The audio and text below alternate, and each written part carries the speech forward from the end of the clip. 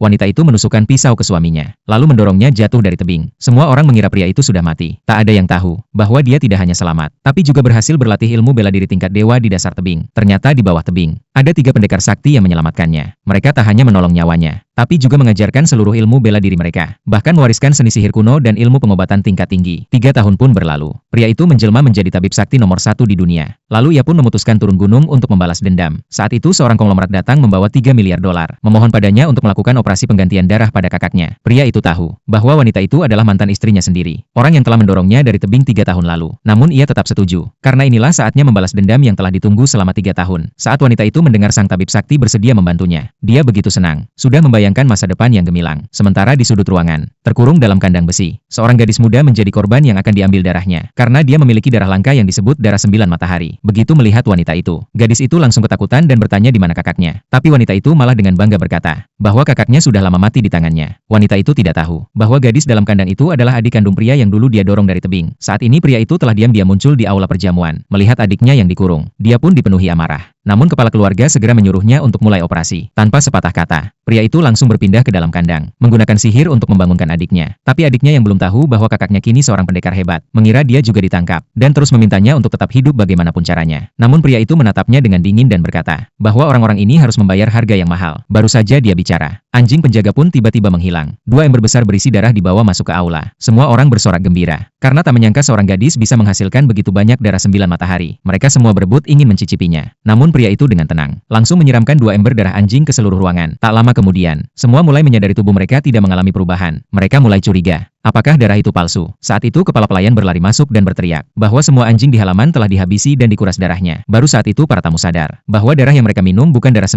matahari. Mereka pun marah dan menuntut penjelasan dari pria itu. Pria itu hanya menjawab dengan tenang, bahwa mereka tidak pantas menyentuh darah keluarganya. Sebelum semua sempat bereaksi, wanita itu tiba-tiba tertawa dingin dan menyebut nama pria itu. Dia yakin, bahwa orang itu sudah mati beberapa tahun lalu. Pria itu pun menyatakan, bahwa takdir membuatnya tetap hidup, dan memberinya kekuatan luar biasa. Namun para tamu tetap tidak percaya. Mereka bahkan mulai mengancam, kalau pria itu berani macam-macam, jangan harap bisa keluar hidup-hidup dari perjamuan itu. Pria itu hanya membalas dengan senyum licik.